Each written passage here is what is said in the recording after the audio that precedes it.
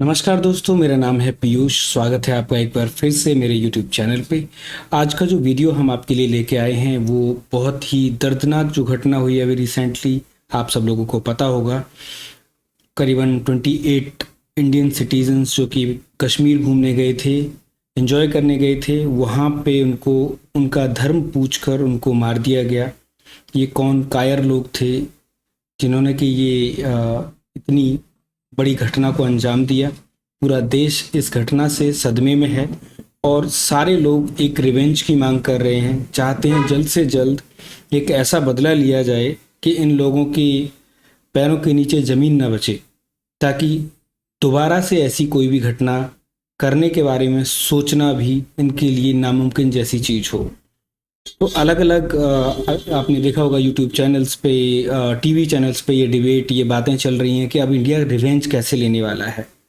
तो उसी पे ये एक वीडियो है, ये Shyam Sharma show YouTube channel का नाम है, उनका ये वीडियो है और ओरिजिनल वीडियो का लिंक आपको जो है डिस्क्रिप्शन में मिल जाएगा हमेशा की तरह। तो चलिए स्टार्ट करते हैं इस वीडियो को और देखते हैं कि how will India take revenge. पूरा वीडियो देखते हैं फिर डिस्कस करते हैं इसके बारे में और कुछ। चलिए स्टार्ट करते हैं वीडियो को। लोग अक्सर पूछते हैं कश्मीरियत के बारे में कि भाई ये कश्मीरियत है क्या चीज। ये देखिए, टारगेटेड क्लीनिंग थी। टूरिस्ट को बाकायदा उनका मजहब पूछकर उनको निशाना बनाया गया है। Islamic terrorists checked the ID cards of tourists. Some reportedly even demanded the trousers be pulled down, asked them to recite the kalma and killed those not Muslims. उसने उसको गोली मार दी। यहाँ पे उसने बोला कि ये शायद मुस्लिम नहीं है, उसने उसको गोली मार दी। इस वक्त एक बड़ी खबर मिल रही है जम्मू कश्मीर के पहलगाम से, जहां पर एक आतंकी हमला हुआ है। पहलगाम में पर्यटकों पर फायरिंग हुई है। आप यहाँ पे रहो, हम साथ में। मैडम, ये जो ब्रीद साहब है, प्रेशर, आप टेंशन मत लो। आतंकियों ने टूरिस्टों से उनकी आईडी निकलवाई, उनकी आईडी चेक की, मर्दों की पैंट उतरवाई, ये मेक श्योर करने के लिए कि जिनको ये मार रहे हैं वो नॉन मुस्लिम ही हैं। बट नहीं भाई, कश्मीर फाइल्स तो प्रोपेगेंडा है ना। कश्मीर फाइल्स में जो दिखाया गया था वो सब तो बिल्कुल झूठ है। कब हिंदुओं की टारगेटिंग हुई है भाई कश्मीर में? तो खबर आपने देखी ही होगी कि कश्मीर के पहलगाम में कल एक बहुत बड़ा आतंकी अटैक हुआ है, जिसमें अराउंड 28 लोग अभी तक मारे जा चुके हैं। कई लोग सीरियस भी हैं। एंड लेट्स बी क्लियर, सिर्फ कुछ लोग नहीं मारे गए हैं, 27 से ज्यादा हिंदू मारे गए हैं। हिंदुओं को डिलिबरेटली टारगेट करके मारा गया है। इसकी जिम्मेदारी द रेजिस्टेंस फ्रंट ने ली है, जो पाकिस्तानी स्पॉन्सर्ड लश्कर तैयबा का एक एफिलिएट ऑर्गेनाइजेशन है। और जो सर्वाइवर्स हैं, सर्वाइवर्स ने ओपनली बोला है कि देखिए, हमसे पूछा गया, हमारा आईडी चेक किया गया, मेक श्योर किया गया कि हम हिंदू हैं कि नहीं, तब हमको गोली मारी गई। फिर हमारे देश में कुछ लोग ऐसे हैं जिनकी हिम्मत होती है ये बोलने की कि आतंक का कोई रिलीजन नहीं होता। Such barbarism is only possible when backed by religious doctrine that demands extermination of non-Muslims.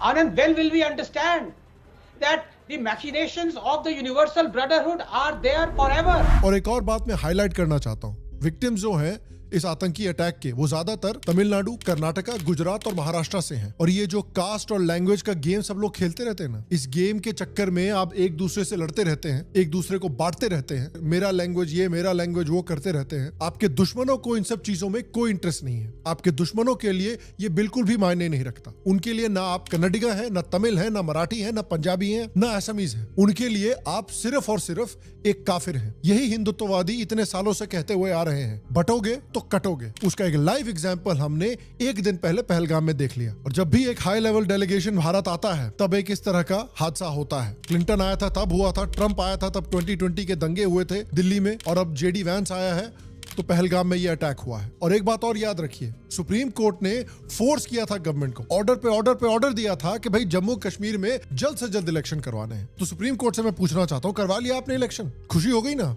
क्या अचीव किया मेरे को बताइए। Problem in our country is we don't talk straight. There was no need, in my view, for the Supreme Court to waste time getting into whether 370 abrogation was valid or not. It was a waste of time, because with the greatest of respect to the judges, they will not take responsibility for the security situation. These are matters in which the governments and armies must be given a free hand. They do not need to be discussed ad nauseum by petition after petition and argument after argument in court, where the government feels obliged to give some kind of a undertaking that there will be an election in Kashmir. Why? When we removed 370, did we say we will have an election in Kashmir? What has an election in Kashmir ever achieved? but to bring out a bunch of political turncoats back into the so-called political mainstream while innocent people are killed. और ये attack Pakistan के chief of army staff Asim Munir के एक statement के कुछ ही दिन के बाद हुआ है, जहां पर उसने इंडिया के खिलाफ जहर उगला था, टू नेशन थ्योरी की बात की थी और स्पेसिफिकली हिंदुओं को अटैक किया था। Well, our forefathers, they thought that we are different from the Hindus in every possible aspect of life. Our religion is different. Our customs are different. Our traditions are different. Our thoughts are different. Our ambitions are different. That was the foundation of the two-nation theory that was laid there. तो article 370 हटने के बाद, abrogate होने के बाद, ये Jammu and Kashmir में सबसे बड़ा आतंकी अटैक हुआ है। इस अटैक के बाद union home minister Amit Shah सीधे ही श्रीनगर पहुंच गए। प्राइम मिनिस्टर मोदी ने भी, जो सऊदी अरेबिया की ट्रिप पे गए हुए हैं इस समय पे, उन्होंने अपना ट्रिप बीच में ही कैंसिल किया और वो भी वापस इंडिया आने का प्लान कर रहे हैं। And this shows you the severity of this attack, कि किस तरह से कोऑर्डिनेट करके, जिस तरह से अक्टूबर 7 में पैलेस्टीनियन आतंकियों ने इजराइल में सिविलियंस को टारगेट किया था, उसी तरह से भारत में भी सिविलियन टूरिस्ट को टारगेट किया गया है। और जिस समय पे यह अटैक हुआ था, उस समय पे US vice president JD Vance भी इंडिया के विजिट पे आए हुए थे। एक और इंटरेस्टिंग बात है कि इस समय पे राहुल गांधी बाहर निकले हुए हैं। ये जब भी बाहर जाते हैं देश में कुछ उल्टा सीधा हो जाता है। लेकिन भारत में आज भी कुछ लोग हैं जो आतंकियों के क्लियरली रिलीजियसली मोटिवेटेड क्राइम पर पर्दा डालने का काम कर रहे हैं। सबा नकवी को उनका रिलीजन नहीं बल्कि उनकी कावर्डिस दिख रही है। इनको उन कश्मीरियों के लिए दर्द हो रहा है जिनकी रोजी रोटी अब खतरे में है, उनके लिए नहीं जिनका परिवार हमेशा के लिए डेवेस्टेट हो चुका है। राजदीप सरदेसाई ने तो ऐसा ट्वीट डाला है कि देख के ये नहीं लगता कि एक इंडियन जर्नलिस्ट का ट्वीट है, देख के ऐसा लगता है कि एक पाकिस्तान फॉरेन मिनिस्ट्री का स्टेटमेंट निकल के आया है। एक महाशय ऐसे भी है जिनको लगता है कि ये अटैक संघियों ने करवाया है ताकि इसका पॉलिटिकल फायदा हो सके उनको। कुछ लोग तो ऐसा मुस्लिम्स के डिफेंस में आ गए हैं कि बोल रहे हैं कि भाई तमिल स्पीकिंग मुस्लिम और हिंदू में फर्क करना एक एटम को स्प्लिट करने की तरह है।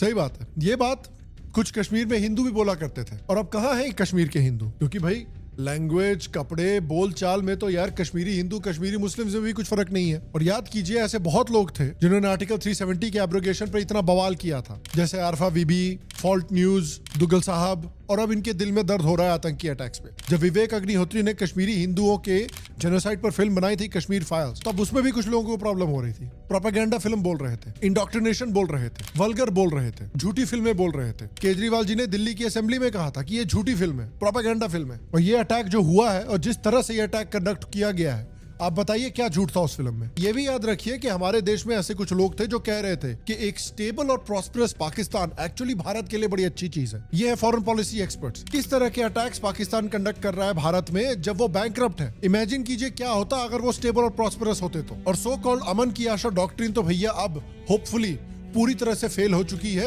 अब होपफुली इसको चिता पे लिटाया जा सकता है और चिता में आग लगाई जा सकती है और उन एशेस को गंगा में बहाया जा सकता है कि भाई डायलॉग करते हैं, निगोशिएशन करते हैं, बातें करते हैं, पीपल टू पीपल कांटेक्ट करते हैं। ये मिला हमको पीपल टू पीपल कांटेक्ट से, ये मिला हमको बातें करने से। अब आपकी रिस्पॉन्सिबिलिटी है। इस अटैक को याद रखिए आप। इस अटैक में जो वीडियोस निकल के आए हैं उनको जाकर देखिए सोशल मीडिया पे, उन वीडियोस को याद रखिए। और अब कोई भी साला अमन की आशा की बात करे तो उसको बॉयकॉट करना जरूरी है। ना साला क्रिकेट मैचेस चाहिए, ना बॉलीवुड में पाकिस्तानी सिंगर और एक्टर चाहिए। कोई जरूरत नहीं है, उनको यहाँ बुलाओ और साले वो हमारी इंडस्ट्री से पैसे कमाए। Logical question is what happens now. जैसा कि मैंने बोला, मोदी ने अपनी ट्रिप ऑलरेडी कट कर दी है सऊदी अरेबिया से। वो भारत आ गए हैं जल्दी ही। हाई लेवल मीटिंग हो चुकी है ऑलरेडी कश्मीर में, अमित शाह के बीच में, कश्मीर सीएम के बीच में और हाई लेवल आर्मी स्टाफ के बीच में। लगता तो है कि इंडिया डेफिनेटली कुछ रिटेलिएशन प्लान कर रहा है पाकिस्तान के खिलाफ, बट अभी तक हमको आइडिया नहीं है कि एग्जैक्टली क्या होने वाला है, क्या करने वाले हैं। बट देखिए, एक्सटर्नली पाकिस्तान में जो गवर्नमेंट एक्शन लेगी वो धीरे धीरे हमें पता चलेगा ही, लेकिन इंटरनली भी एक्शंस लिए जा सकते हैं। क्योंकि जम्मू एंड कश्मीर में एक फंडामेंटल प्रॉब्लम है जिसको आर्टिकल 370 के एब्रोगेशन के बाद भी अभी तक सॉल्व नहीं किया गया है, व्हिच इज कि देखिए, Jammu and Kashmir should not be a state. Jammu should be a separate state and Kashmir should be separate. Jammu यार डेकेड से साला भुगत रहा है सिर्फ इसलिए क्योंकि उसको कश्मीर के साथ जोड़ दिया गया है। सारा का सारा पॉलिटिकल पावर कश्मीर के पास होता है, सारा मीडिया का अटेंशन कश्मीर में होता है, सारे सेंट्रल गवर्नमेंट के फंड्स भी कश्मीर खा जाता है। जम्मू के हाथों में क्या बचता है? बाबा जी का ठुल्लू। तो इट्स हाई टाइम कि जम्मू को आप अलग स्टेट बनाइए, वहां पर फ्रेश इलेक्शंस करवाइए, वहां पर उनकी अपनी गवर्नमेंट होगी, उनको अलग से सेंट्रल फंडिंग मिलेगी और उनकी जो डेवलपमेंटल प्रायोरिटीज है वो खुद देख पाएंगे। तब होपफुली जम्मू इंडिपेंडेंटली ग्रो कर सकेगा बिना कश्मीर के इंटरफेरेंस के और एक समृद्ध स्ट्रॉन्ग रीजन बन के उभर सकेगा। उसी तरह से लद्दाख को भी आप एक अलग यूनियन टेरिटरी बनाकर रखिए और कश्मीर वैली को एक अलग यूनियन टेरिटरी बनाइए under direct control of Delhi, क्योंकि जम्मू डिजर्व्स बेटर। ना उन्होंने कभी भारत के खिलाफ नारा लगाया है, ना पाकिस्तान से प्यार दिखाया है, ना कुछ सेपरेटिज्म दिखाया है। साला देश से प्यार करने का, देश से वफादारी करने का क्या उनको फल मिला है? तो जम्मू को आप अलग से स्टेटहुड दीजिए चाहिए। That is the need of the hour. और कश्मीर में इलेक्शन करवा के क्या हुआ वो तो हमने देख ही लिया है। जो लोग पहले सेपरेटिज्म का बोलबाला करते रहते थे वही लोग तो वापस पावर में है यार। अब क्या फायदा इस डेमोक्रेसी का। तो कश्मीर पे डायरेक्ट सेंट्रल गवर्नमेंट का कंट्रोल होना चाहिए, पूरा प्रॉपर आर्मी का प्रेजेंस होना चाहिए, proper anti terror clean up होना चाहिए, प्रॉपर एफस्पा को डिप्लॉय करना चाहिए। और एक दूसरी चीज वहां पर जरूरी है, वो अब हम अनफॉर्चुनेटली देख रहे हैं, उससे बचने का और कोई तरीका नहीं है हमारे पास, विच इज की कश्मीर की डेमोग्राफिक रीबैलेंसिंग करनी बहुत जरूरी है from a civilisational point of view and from a national security point of view. Bharat का कोई भी बॉर्डर एरिया जहां की मेजॉरिटी पॉपुलेशन मुस्लिम बन जाती है वो हमेशा भारत के लिए प्रॉब्लम्स क्रिएट करती है, उसके सिविलाइजेशन के लिए और नेशनल सिक्योरिटी के लिए। पाकिस्तान और बांग्लादेश में हमने देखा ही है, ये बॉर्डर एरियाज है, यहाँ पर मुस्लिम पॉपुलेशन मेजॉरिटी में हुई और तुरंत पार्टीशन हो गया। असम और बंगाल में भी हम यही हालत देख रहे हैं धीरे धीरे डेवलप होते हुए। कश्मीर में भी हम 70 साल से यही देखते हुए आ रहे हैं। और ये सिर्फ इंडिया की बात नहीं है, और देशों में भी देखिए, कोसोवो को देखिए, मुस्लिम मेजॉरिटी है, सर्बिया से अलग हो गया। शिनचैंग को देखिए, चाइना के साथ सेपरेटिज्म हो रखा है। रोहिंग्या बेल्ट में भी म्यांमार में सिविल वॉर हो रखी है और सेपरेटिज्म हो रखा है। तो यहाँ पे भी एक डेमोग्राफिक रीबैलेंसिंग करनी बेहद जरूरी है। और देखिए ये बात भी बिल्कुल क्लियर है, let's not beat around the bush on this as well, कि ये एक इंटेलिजेंस फेलियर है और एक लॉ एंड ऑर्डर का फेलियर है। बिकॉज आप देखिए कि जम्मू एंड कश्मीर जो इतना हेविली मिलिटराइज्ड एरिया है, जहां पर इतनी स्ट्रॉन्ग आर्मी का प्रेजेंस है, पुलिस का प्रेजेंस है, हर गली नुक्कड़ पे पुलिस और आर्मी खड़ी रहती है, वहां पहलगाम जैसे इतने हेविली विजिटेड टूरिस्ट हॉटस्पॉट में इतना बड़ा अटैक हो गया, ये कोई छोटी बात नहीं है। This is a serious lapse in intelligence and in security. और यहाँ पर लॉ एंड ऑर्डर apparatus से सवाल पूछना बिल्कुल जायज है और जरूरी भी है। But at the same time देखिए, आर्मी पे उंगली उठाना आसान है, लेकिन ग्राउंड रियलिटीज भी यहाँ हमें समझनी पड़ेंगी, क्योंकि यहाँ का जो बॉर्डर है कश्मीर और पाकिस्तान के बीच का बॉर्डर, ये बहुत हेविली माउंटेनस बॉर्डर है। यहाँ पर ऐसा टेरेन है जहाँ पर टेररिस्ट रिलेटिवली आसानी से घुस के कश्मीर में आ सकते हैं। उसके ऊपर से ये भी याद रखिए कि इन आतंकियों को लोकल से सपोर्ट मिलता है। ये लोकल्स जो कश्मीर के चप्पे चप्पे से वाकिफ हैं, और यही लोकल्स हैं जो इन आतंकियों को घुसने में मदद करते हैं, उनको शेल्टर देते हैं और उनको एग्जिट रूट्स प्रोवाइड करते हैं, ताकि ये आतंकी आसानी से ये टेरर अटैक्स यहाँ पर कर पाए। केस इन पॉइंट आप देख सकते हैं कि एक श्रीनगर का MP है उमर अब्दुल्ला की पार्टी का, जो टूरिज्म को कल्चरल इन्वेजन बोल रहा है कश्मीर में। ये जो चल रहा है इस वक्त, जिसे टूरिज्म कहते हैं, ये टूरिज्म नहीं है मेरी नजर में ये कल्चरल इन्वेजन हो रहा है by purpose and by design. और एक इलेक्टेड MP हिंदुओं के खिलाफ अटैक की धमकियां दे रहा है कि हमने एक ऐसा जख्म बनाया है जो कभी भी फूट के आ सकता है, और ये जब फूट के आएगा ना आपके लिए अच्छा ना हमारे लिए अच्छा, और जो तब होगा जो लोग उसे गुजरेंगे, मैं उस दर से पहले ही गुजर चुका हूं। तो जब तक कश्मीर में मुस्लिम मेजॉरिटी वाली रियलिटी है, तब तक सेपरेटिज्म, रेडिकलाइजेशन और माइनॉरिटीज के खिलाफ हिंसा कभी भी खत्म नहीं होगी। ये बदलना पड़ेगा। तो कश्मीर को अगर यूनियन गवर्नमेंट के अंदर लाया जाता है तो वो डेमोग्राफिक रीबैलेंसिंग करनी पड़ेगी। चाहे आप एक्स सर्विसमैन जो ऑलरेडी जम्मू एंड कश्मीर में सर्व कर चुके हैं, उनको आप जमीन और मकान देके वहां पर सेटल करें और उनको डोमिसाइल सर्टिफिकेट्स प्रोवाइड करें। बिहार के जो इतने सारे लोग हैं जो अपना घर छोड़ के कर्नाटका, तमिलनाडु जैसे स्टेट्स में जा रहे हैं काम करने के लिए, उनको कश्मीर में काम दीजिए, कश्मीर में सेटल कीजिए उनको, और उनको एक्स सर्विसमैन के थ्रू आर्म्स ट्रेनिंग प्रोवाइड कीजिए और आर्म्स प्रोवाइड कीजिए, ताकि वो अपने आप को डिफेंड कर सके। तो या तो कश्मीर में मैसिव स्केल पे घर वापसी हो, या फिर मैसिव स्केल पे हिंदू सेटलमेंट हो। बिना इस डेमोग्राफिक रीबैलेंसिंग के कश्मीर की जो फंडामेंटल प्रॉब्लम है वो सॉल्व नहीं होगी, क्योंकि ये एक पॉलिटिकल प्रॉब्लम नहीं है, ये एक रिलीजियस प्रॉब्लम है, ये एक सिविलाइजेशनल प्रॉब्लम है। और पाकिस्तान के साथ क्या किया जाए, देखिए भाई, कड़ी निंदा is good and all, but ये समय है कुछ बड़ा एक्शन लेने का, क्योंकि पूरी पब्लिक में नाराजगी आप देख सकते हैं, पूरी पब्लिक का गुस्सा आप फील कर सकते हैं। आई एम श्योर आपके दिल में जो गुस्सा है वो वैसा ही गुस्सा है जैसा मेरे दिल में है। और हो सकता है कि गवर्नमेंट कुछ प्लान कर रही हो, बिकॉज क्लियरली गवर्नमेंट प्लानिंग कर रही है। It may take time to plan, it may take time to execute, but कुछ ना कुछ एक्शन तो जरूरी है, क्योंकि पाकिस्तानियों को ये पता चलना चाहिए कि क्या होता है जब इंडिया में आप सिविलियंस को टारगेट करते हैं। चाहे इंडियन आर्मी एक्शन ले, या फिर अननोन गवर्नमेंट कुछ हाई वैल्यू टारगेट्स को साफ करे, या फिर बलोचिस्तान को फाइनली फ्री बना दिया जाए। कुछ ना कुछ तो करना पड़ेगा।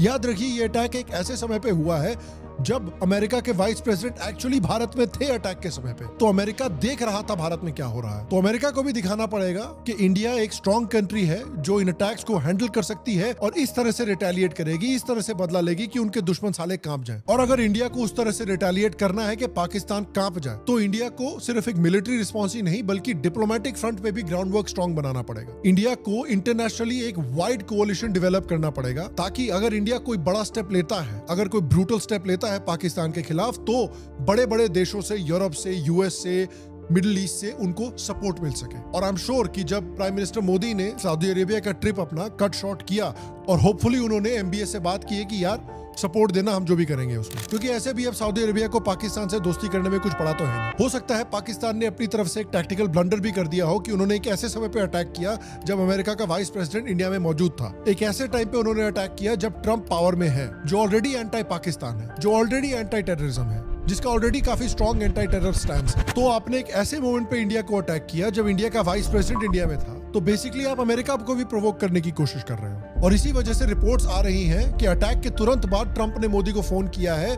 और पूरा 100% सपोर्ट दिया है कि मोदी आपको जो करना है आतंक के खिलाफ लड़ने के लिए आप कीजिए, अमेरिका आपके साथ है। तो एक तरफ से लगता है अमेरिका से भारत को ग्रीन लाइट मिली है, मोदी को ईयू के प्रेसिडेंट से भी ओपनली सपोर्ट मिला है, बड़ी बड़ी स्ट्रॉन्ग और इन्फ्लुएंशियल कंट्रीज से इंडिया को ओपनली सपोर्ट मिल रहा है इस आतंकी अटैक के खिलाफ और पाकिस्तान के खिलाफ रिटेलिएट करने के लिए भी। और इंडिया को भी ये क्लियर कर देना चाहिए पूरी दुनिया को कि देखिए ये जो अटैक हुआ है इसका मास्टरमाइंड हाफिज सईद नहीं है, लश्कर तैयबा नहीं है, इसका मास्टरमाइंड आसिफ मुनीर है और पाकिस्तानी आर्मी है। इसकी प्लानिंग किसी काल कोठरी में नहीं हुई है, इसकी प्लानिंग रावलपिंडी में हुई है, आईएसआई के ऑफिस में हुई है। और अब जो हिसाब देना है ये किसी सिर्फ आतंकी ऑर्गेनाइजेशन को नहीं देना है, पाकिस्तानी आर्मी को देना है। लेकिन यहाँ पर भी इंडिया को जो एक्शन लेना है वो सोच समझ कर लेना चाहिए। I know this is not something you want to here.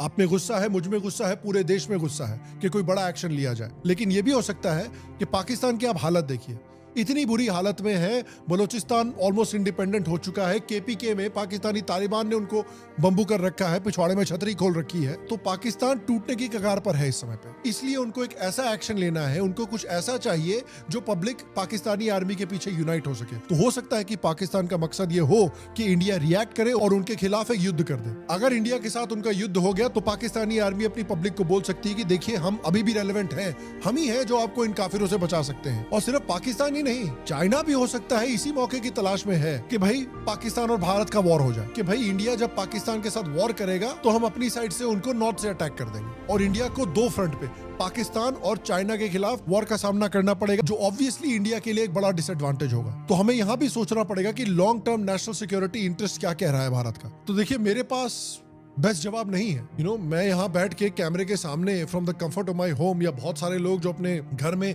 AC में बैठे हुए, काउच पे बैठे हुए बोल रहे हैं कि भाई जाके पाकिस्तान की ईंट से ईंट बजा दो। Things are not always as easy. Look I am still saying कि एक बड़ा एक्शन लेना चाहिए, बट एटलीस्ट इतना तो क्लियर हो चुका है कि भारत के लिए सिर्फ और सिर्फ एक बेस्ट केस सिनेरियो है और वो है पाकिस्तान का डिसइंटीग्रेशन। जब तक ये पाकिस्तान एग्जिस्ट करता है इन इट्स करंट फॉर्म, तब तक भारत को और कश्मीर को कभी भी प्रॉपर्ली पीस देखने को नहीं मिलेगा। पाकिस्तान का डिसइंटीग्रेशन ही भारत का पाकिस्तान की तरफ मेन फॉरेन पॉलिसी गोल होना चाहिए। पीओके अपनी तरफ आए, बलूचिस्तान अलग हो, सिंध अलग हो और पख्तूनिस्तान अलग हो। पाकिस्तान देखिए इस समय पे बहुत डेस्परेट हालत में है, उनकी इकोनॉमी बिल्कुल खत्म हो चुकी है, बलूचिस्तान ऑलमोस्ट आजाद हो चुका है और केपीके में उनकी लगी पड़ी है। इसी वजह से वो इस तरह के डेस्परेट अटैक्स कर रहे हैं कश्मीर में, ताकि लोगों का और दुनिया का अटेंशन डाइवर्ट हो सके कि पाकिस्तान में इंटरनल प्रॉब्लम्स क्या है। तो ये कैसे अचीव किया जाए? अब कुछ लोग कहते हैं कि देखिए इंडिया को इजराइल जैसा अग्रेसिव होना चाहिए, पाकिस्तान को वैसे ट्रीट करो जैसे गाजा को इजराइल ट्रीट करता है। बात सही है, लेकिन जो चैलेंजेस इजराइल फेस करता है when it comes to Gaza are slightly different from the challenges that India faces when it comes to Pakistan.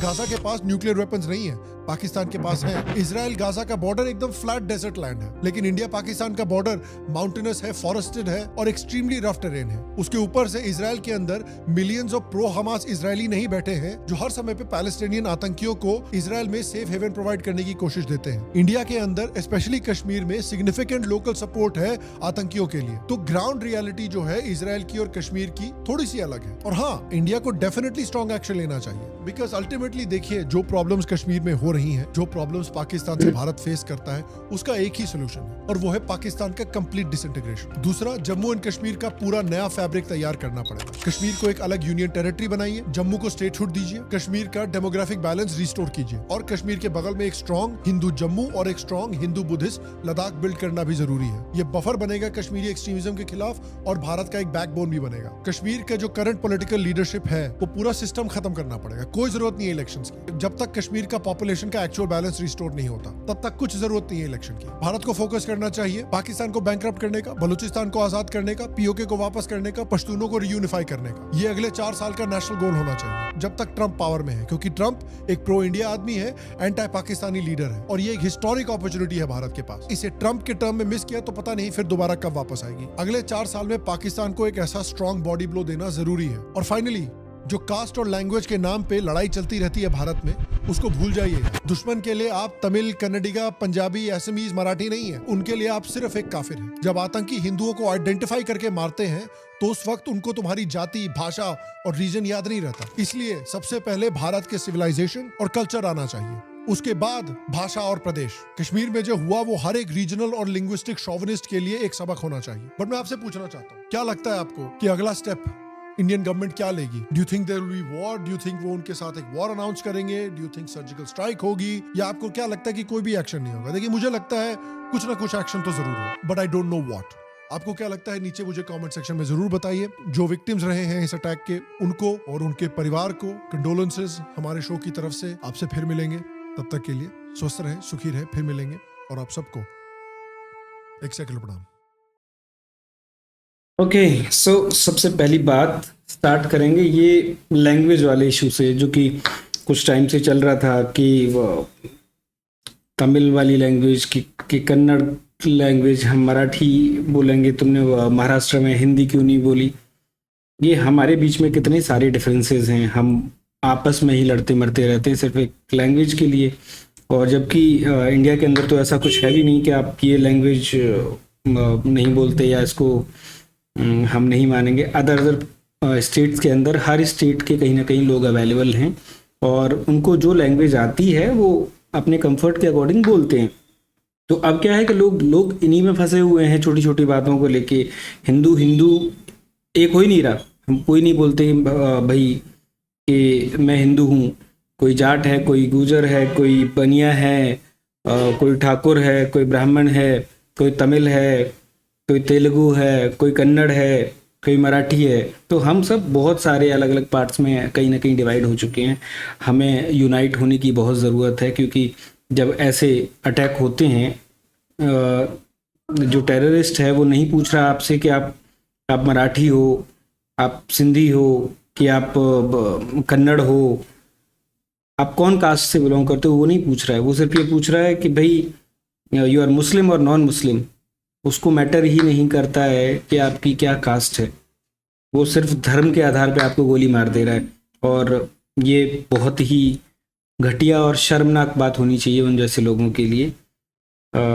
बाकी ये बात बिल्कुल सही है कि कश्मीर में कुछ बहुत ज़बरदस्त टाइप की प्लानिंग चाहिए, ताकि जो लोग, मुझे लगता है बाहर से जो लोग आके अटैक कर रहे हैं उनसे ज़्यादा घातक लोग वो हैं जो वहीं बैठ के ही जो सपोर्ट कर रहे हैं उन लोगों को, क्योंकि they know everything about Kashmir and वहाँ के सारे रास्ते, सारी चीज़ों के बारे में जानते हैं और वही हेल्प कर रहे हैं कहीं ना कहीं जो भी टेररिस्ट आ रहे हैं उनकी। I am not saying all the people from Kashmir, बहुत सारे अच्छे लोग हैं जो कि अभी अटैक के बाद में रोडों पे उतरे हैं। बाकी बहुत सारे लोग घोड़े वाले हुए या जो भी, उन्होंने काफ़ी हेल्प की वहाँ से लोगों को निकालने में। जब ये वहाँ पे जब हमला हुआ है तो नॉट ऑल द पीपल, लेकिन अगर 100 में से अगर 2 लोग भी हैं तो उनकी वजह से ये सारी चीज़ें हो जा रही हैं और उन 2 लोगों की ही वजह से बाकी सारे लोग बदनाम हो रहे हैं कहीं ना कहीं।